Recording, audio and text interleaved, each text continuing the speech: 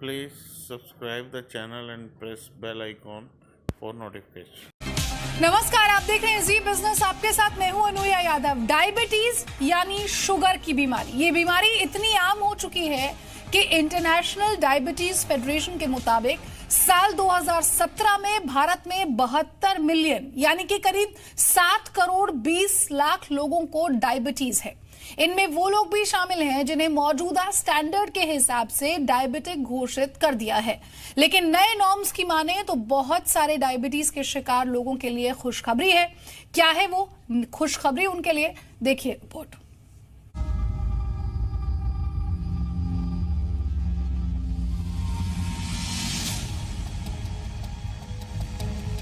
वक्त बेवक्त खाना, कुछ भी खा लेना, कसरत से दूर दूर का वास्ता नहीं, वक्त पर सोना नहीं, day to day working culture में बड़ा बदलाव। इस बदलाव का एक पहलू ये भी है कि इसने हमारी सेहत का कबाड़ा कर डाला है। लाइफस्टाइल से जुड़ी बीमारियां बढ़ती जा रही हैं। इनमें डायबिटीज तो बेहद कॉमन है। डायबिटीज लाइफस्टाइल से जुड़ी बीमारियों में न सिर्फ कॉमन है, बल्कि डायबिटीज का हर 5वां मरीज हमारे देश में है। डायबिटीज टाइप 2 के मामले बढ़ते ही जा रहे हैं। इंटरनेशनल डायबिटीज फेडरेशन के मुताबिक साल 2017 में भारत में 72 मिलियन यानी करीब 7 करोड़ 20 लाख लोगों को डायबिटीज है, जबकि पूरी दुनिया में इनकी संख्या करीब 425 मिलियन यानी करीब 42.5 करोड़ है। लेकिन अब डायबिटीज पर एक खुशखबरी आई। खुशखबरी इसलिए क्योंकि किसी को डायबिटीज है या नहीं, इनके नॉर्म्स यानी मापदंडों में बदलाव किया गया है। अमेरिकन कॉलेज ऑफ फिजिशियंस ने नए मापदंड दिए हैं। इनके मुताबिक खून में HbA1c लेवल 7 से 8% है तो नॉर्मल है। 8% से ज्यादा होने पर ही डायबिटीज होगा। अभी तक ये लेवल सिर्फ 6.5% माना जाता है। HbA1c क्या होता है ये भी हम आपको बताएंगे, लेकिन पहले आसान शब्दों में ये समझ लीजिए कि डायबिटीज है या नहीं है। इसके लिए जो पहले मिनिमम लेवल था उसे बढ़ा दिया गया है। नए नॉर्म्स के मुताबिक बहुत सारे लोग जो डायबिटीज का इलाज करा रहे थे उन्हें अब परेशान होने की जरूरत नहीं होगी। हिंदुस्तान में भी वही स्टैंडर्ड फॉलो होते आ रहे हैं जो अमेरिका में होते हैं। लेकिन इन नए नॉर्म्स पर हिंदुस्तान में डॉक्टरों ने सवाल खड़े कर दिए हैं। कुछ एसोसिएशन तो इनका विरोध भी कर रही हैं। विरोध में ये तर्क दिए जा रहे हैं। भारत में डॉक्टरों का कहना है कि नई गाइडलाइंस को अनदेखा करना ही बेहतर है, क्योंकि भारत में डायबिटीज की बीमारी ज्यादा आक्रामक है। यहाँ कई तरह के कॉम्प्लिकेशंस हैं। इसके अलावा भारत में अपनी 3 मेडिकल एडवाइजरी बॉडी हैं, ICMR यानी Indian council of medical research, RSDDI यानी research society for the study of diabetes in India और API यानी association of physicians of India. ये तीनों एजेंसियां भारत के हालात बेहतर समझती हैं। नए नॉर्म्स लागू होने से इलाज में भी दिक्कत आएगी। हम आपको बता दें कि मौजूदा नॉर्म्स देश में करीब 3 दशक से लागू हैं। अब आपको बताते हैं कि HbA1c क्या है और डायबिटीज के मौजूदा नॉर्म्स क्या हैं। HbA1c में Hb का मतलब होता है हीमोग्लोबिन। यहाँ इसे ग्लाइसेटेड हीमोग्लोबिन भी कहते हैं। A1c हीमोग्लोबिन का वो पोर्शन होता है जो ग्लाइसेटेड हो जाता है, यानी जिसमें शुगर यानी ग्लूकोज चिपक जाता है। HbA1c कितने फीसदी है ये दिखाता है कि पिछले 3 महीने में आपकी एवरेज ब्लड शुगर कितनी है। HbA1c में जितनी शुगर परसेंटेज होती है वही आपके पूरे खून में मानी जाती है। अभी तक जो नॉर्म्स हैं उनके मुताबिक एक एडल्ट में अगर HbA1c रेंज 6% से कम है तो ये नॉर्मल है, 6 से 6.4% है तो ये प्री डायबिटिक लक्षण है, और अगर 6.5% है तो डायबिटीज माना जाता है। लेकिन नए नॉर्म्स में 7 से 8% HbA1c लेवल है तो ये नॉर्मल है। 8% से ज्यादा होने पर ही डायबिटीज बताया जाएगा। अमेरिकन कॉलेज ऑफ फिजिशियंस के नए नॉर्म्स के विरोध में ये भी कहा जा रहा है कि हिंदुस्तान के लोगों का रहन सहन और खान पान पर Subscribe the channel and press bell icon for notification. पश्चिमी देशों से बिल्कुल अलग है। यहाँ लोग ज्यादा कार्बोहाइड्रेट लेते हैं, इसलिए दवाओं का असर इन लोगों पर अलग तरह से होता है। लेकिन एक सवाल ये है कि जब पहले भी हम वही मापदंड फॉलो कर रहे थे जो विदेशी एजेंसियों ने दिए थे, तो अब विरोध क्यों? क्या कहीं इसमें डॉक्टरों और फार्मा कंपनियों का निजी फायदा तो नहीं छुपा है? ब्यूरो रिपोर्ट, जी मीडिया। और मेरे साथ 3 खास मेहमान हैं। डॉक्टर RN टंडन हैं, IMA के एक्स सेक्रेटरी जनरल हैं। साथ ही साथ डॉक्टर अनूप मिश्रा भी मेरे साथ हैं, जो चेयरमैन है फोर्टिस सेंटर फॉर डायबिटीज के। और मेरे साथ डॉक्टर शिखा शर्मा है, न्यूट्रिशनिस्ट हैं, मेरे साथ स्टूडियो में है। डॉक्टर टंडन माफ कीजिएगा, सेक्रेटरी जनरल हैं IMA के। सबसे पहले doctor Tandon, I would like to come to you. Sir, आप बताइए, आप इसे किस तरह से देखते हैं? क्या हमें इस इंटरनेशनल रिपोर्ट को मानना चाहिए? क्योंकि अगर हम इन मापदंडों को मानते हैं तो देश में बहुत सारे ऐसे डायबिटीज के पेशेंट हैं जो एक्चुअली उस पेशेंट डायबिटिक पेशेंट कहलाने से बच जाएंगे।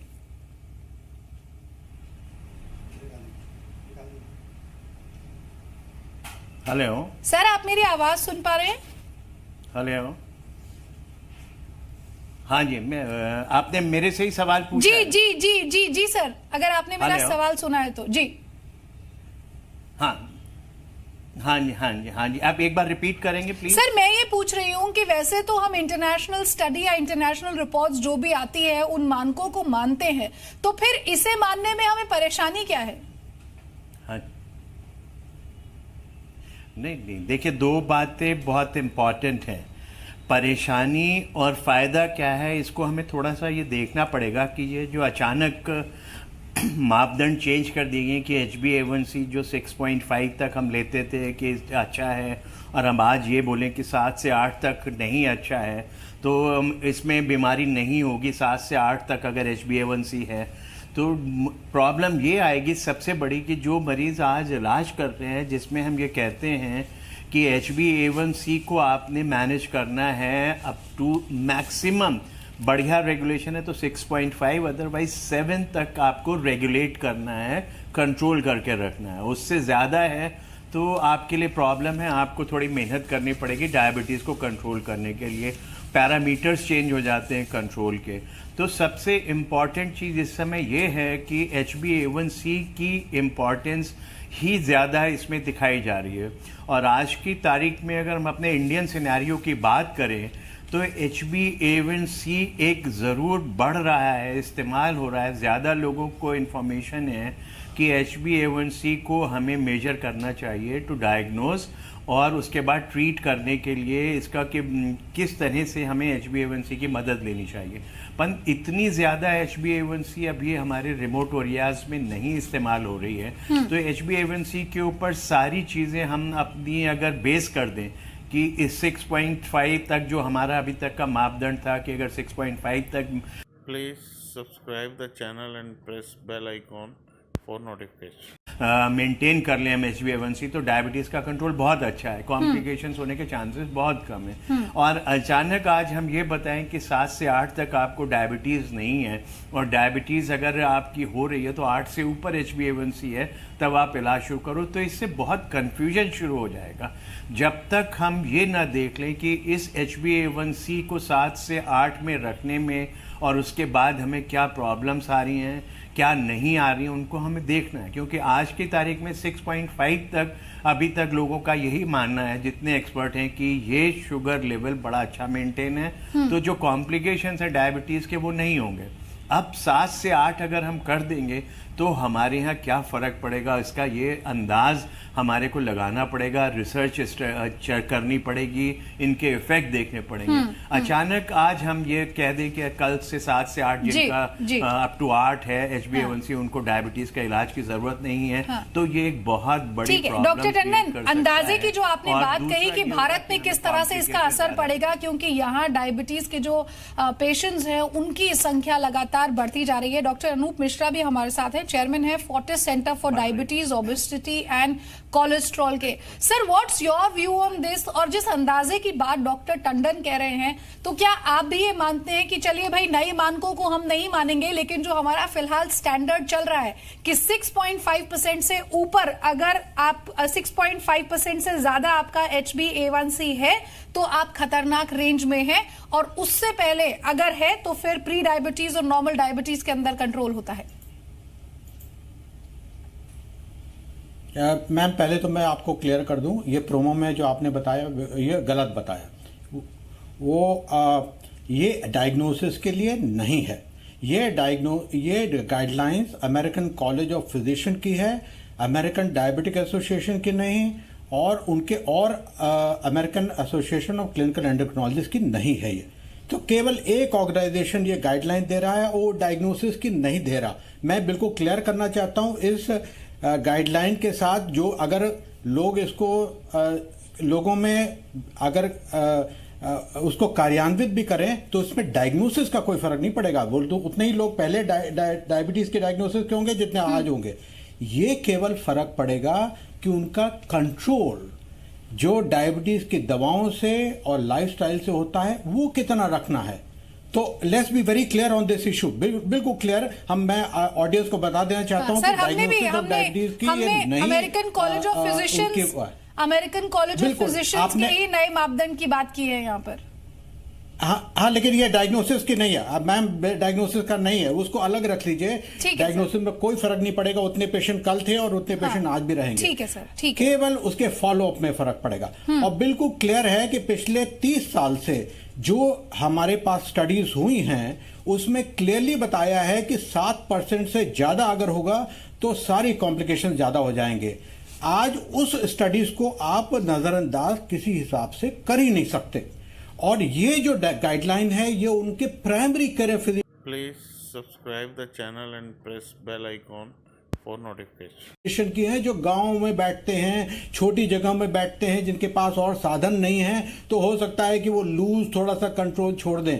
लेकिन ये आम मरीज जो हमारे पास आता है और जिसका हम अच्छी तरह से इलाज कर सकते हैं उसमें किसी हिसाब से लागू नहीं हो सकता। इस चीज की आलोचना पूरी तरह से अमेरिकन डायबिटिक एसोसिएशन ने करी इस गाइडलाइन की, और American association of clinical endocrinologist ने करी, और इंडिया में RSSDI ने करी। मैंने जो स्टेटमेंट आज टाइम्स ऑफ इंडिया में दिया है वो बिल्कुल क्लियर है कि हम किसी हिसाब से इस गाइडलाइन को नहीं ले सकते फॉलोअप ऑफ पेशेंट में, और हमको पहले ही गाइडलाइंस को स्टिक करना है, वरना हमारे पेशेंट जो ऑलरेडी कॉम्प्लिकेशंस होती हैं उनकी कॉम्प्लिकेशन बढ़ जाएंगी। ठीक है डॉक्टर मिश्रा, एक और चीज आपसे समझना चाहूंगी कि आप ये बात कह रहे हैं कि किसी तरह का कोई कंफ्यूजन नहीं होना चाहिए, जो पुरानी गाइडलाइंस है हमारे हम उन्हीं को फॉलो करेंगे।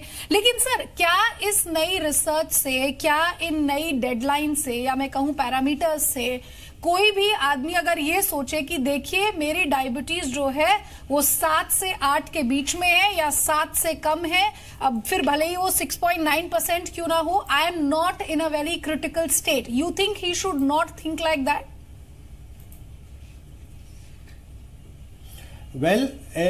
उनको इस तरह से समझना चाहिए कि 7 से नीचे हैं तो वो कॉम्प्लिकेशन से बचे हुए हैं, और 7 से ऊपर हैं तो कॉम्प्लिकेशन में होने की संभावना हो सकती है। लेकिन इसका मतलब ये नहीं है कि हर आदमी को 7 पर रखना है। किसी को 8 में भी हम अलाउ करते हैं। वो कौन लोग हैं जिनको 8 में अलाउ करते हैं? वो 70-80 साल के वृद्ध लोग जिनको की लाइफ एक्सपेक्टेंसी कैंसर या किसी और चीज के कारण बहुत कम है, तो उनको हम कहते हैं कि इतना स्ट्रिक्ट कंट्रोल की जरूरत नहीं है। तो ये हम कई चीजों पर डिसाइड करते हैं। लेकिन अगर कोई यंग डायबिटिक है 40 इयर्स का, 50 इयर्स का, और उसके बाद लंबी जिंदगी उसको जीना है, तो उसको क्लियरली हमारे पास कोई और गाइडलाइन नहीं होनी चाहिए कि ये 7% से नीचे हमको रखना है, चाहे किसी भी चीज से, चाहे दवा से, चाहे लाइफस्टाइल से।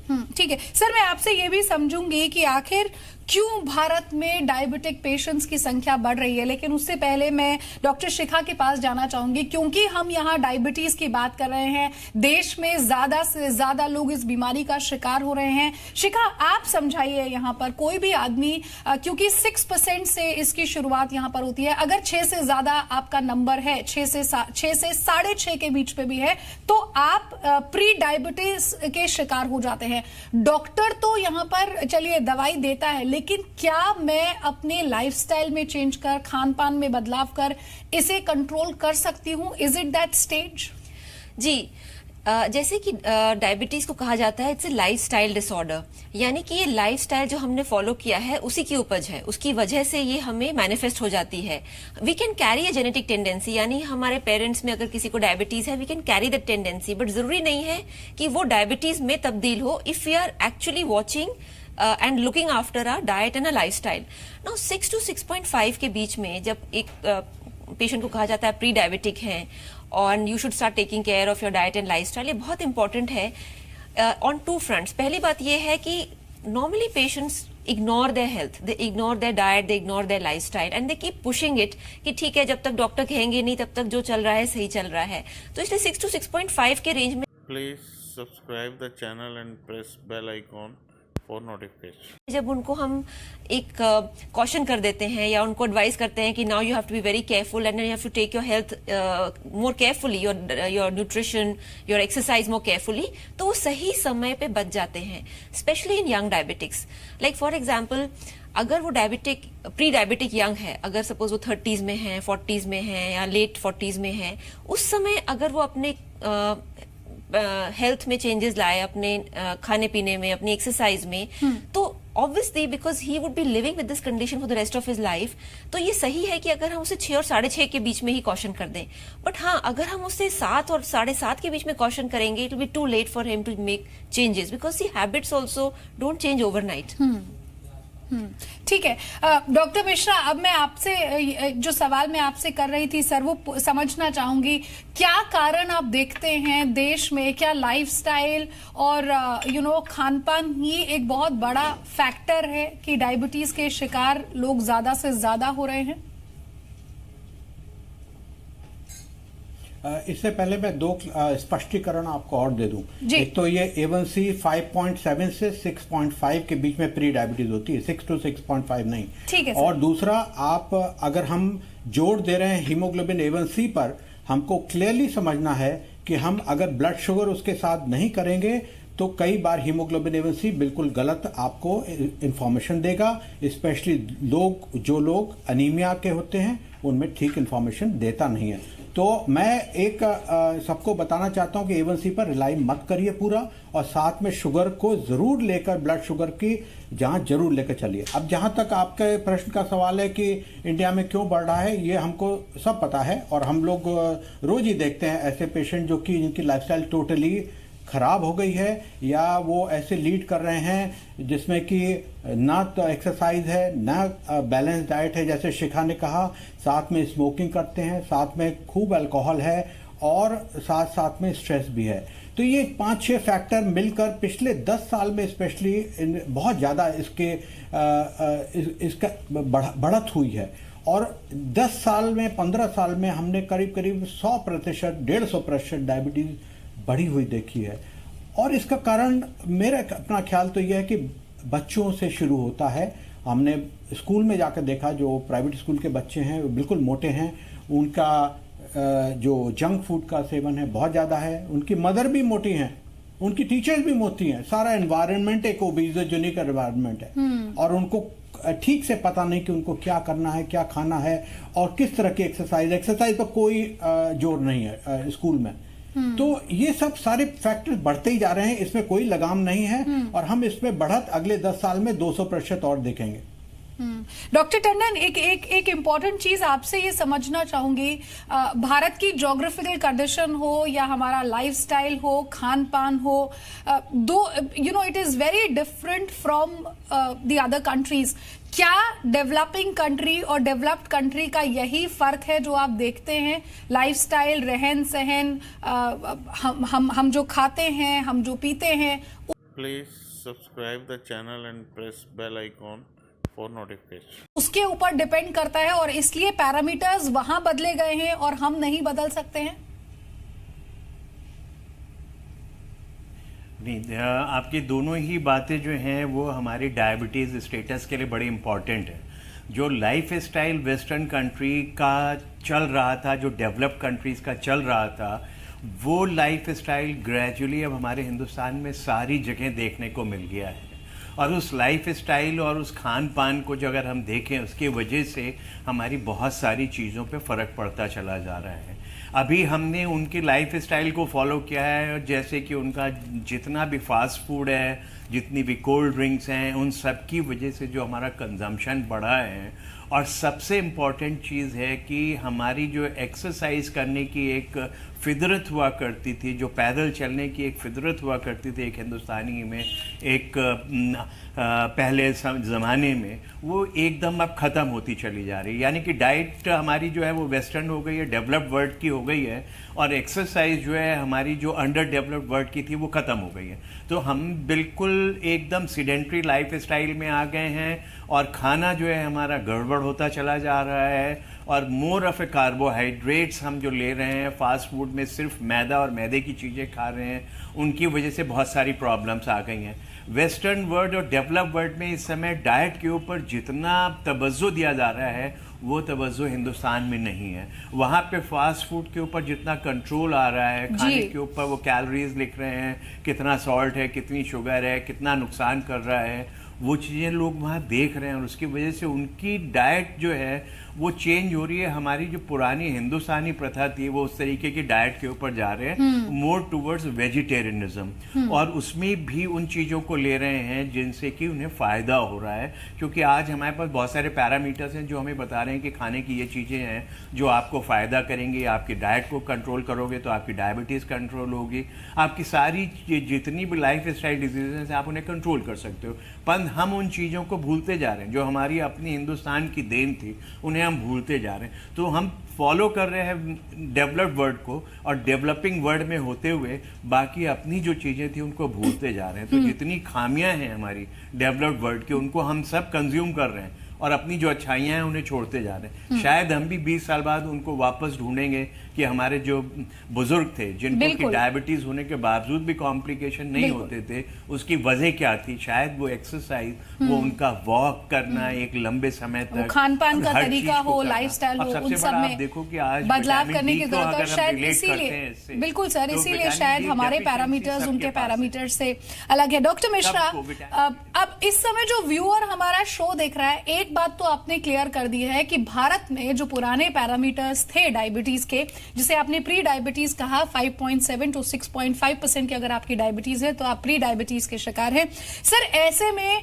डॉक्टर की जो सलाह होती है उस पर कई बार कोई भी पेशेंट अमल नहीं करता है या वो उसे उतना सीरियसली नहीं लेता है। कई बार दवाओं का सेवन भी समय पर नहीं हो पाता है, कसरत बताई जाती है वो भी नहीं करती है।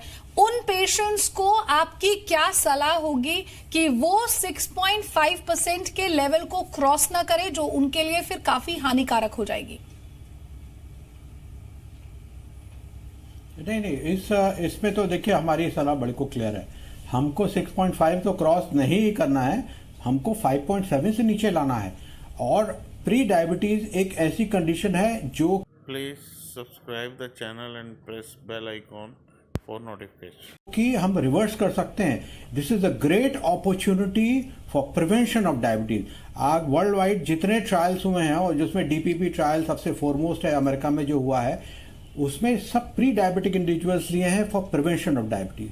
तो हम पूरी हद तक कोशिश करते हैं प्री डायबिटीज स्टेज में कि ये रिवर्स होकर और 5.7 से नीचे जाए, और ये 5.7 एक साल तक अगर रहेगा तो आपकी डायबिटीज रिमिशन में है। तो इसमें डाइट और लाइफस्टाइल का वो है, लेकिन मेजर चीज जो बॉटम लाइन जिसको कहा जाए वो वेट लॉस है। और जो लोग पहले 6 महीने में 10% वेट लॉस कर लेते हैं उनको रिमिशन में जाने की संभावना बहुत ज्यादा होती है। लेकिन कुछ लोग नहीं एक्सरसाइज कर पाते तो उनको हम कुछ दवाएं भी देते हैं जो रिमिशन में ला सकती हैं।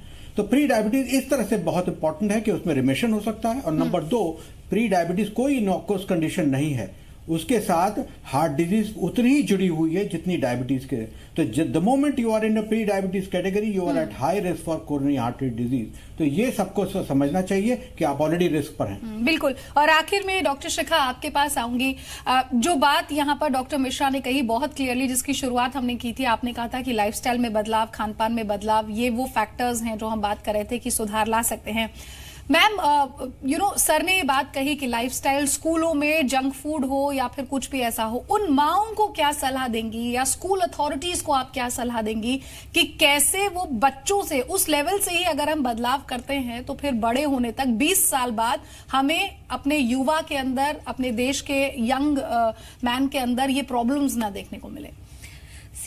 जैसे कि आपने कहा कि स्कूल में एक इन्फ्लुएंस बच्चे हो जाते हैं और वो एक बहुत ही अच्छी एज होती है जहाँ पे हेल्दी प्रैक्टिसेस इंस्टीट्यूट हो सकती हैं। सो आई वुड रेकमेंड कि जितने भी स्कूल्स हैं उनको हेल्दी प्रैक्टिसेस अपने एक वीकली शेड्यूल में लानी चाहिए। लाइक फॉर एग्जाम्पल जब हम इतने सारे स्टडीज और टेस्ट करते हैं, बट अपने गेम्स के एक्सरसाइज प्रोग्राम्स में अगर वो एक हेल्थ कॉन्शियसनेस लाएंगे तो it will be far easier for the child to accept it as part of the belief system. See आज हमारे देश में क्या प्रॉब्लम है कि हमारे बिलीफ सिस्टम में ये है कि जब बीमार होंगे डॉक्टर के पास जाएंगे, वो दवाई दे देंगे, हम ठीक हो जाएंगे। So the responsibility of health care हमारे अपने हाथ में हम कभी नहीं लेते कि हमारा क्या रोल है as patients. And if the patient takes equal responsibility कि हाँ हम डॉक्टर के पास जा सकते हैं, but to make medicine as the only resort makes the patient कि ठीक है हमारी कोई जिम्मेदारी नहीं है, जब कुछ होगा तो देखा जाएगा। So that is the thing which we have to change in students. बिल्कुल, बहुत बहुत शुक्रिया डॉक्टर शिखा आपका। डॉक्टर मिश्रा आपका भी बहुत बहुत शुक्रिया। Doctor Tandon thank you so much. तो इस खास प्रोग्राम में हमारे साथ बस इतना ही, लेकिन एक बात तो तय है, इंटरनेशनल नॉर्म्स चाहे कुछ भी हो, लेकिन हमारे देश में जो डॉक्टर्स हैं, जो एक्सपर्ट्स हैं, वो ये मानते हैं कि जो प्रेजेंट पैरामीटर्स हैं, जो डायबिटीज के प्रेजेंट पैरामीटर्स हैं, उन्हें ही फॉलो किया जाएगा। और जैसा कि डॉक्टर मिश्रा ने यहाँ पर कहा कि भले ही आप प्री डायबिटिक हैं, लेकिन आप उस सिचुएशन को रिवर्स कर वापस हेल्दी हो सकते हैं अगर आप अपनी लाइफस्टाइल, अपने खान पान में बदलाव करते हैं। Please subscribe the channel and press bell icon for notification.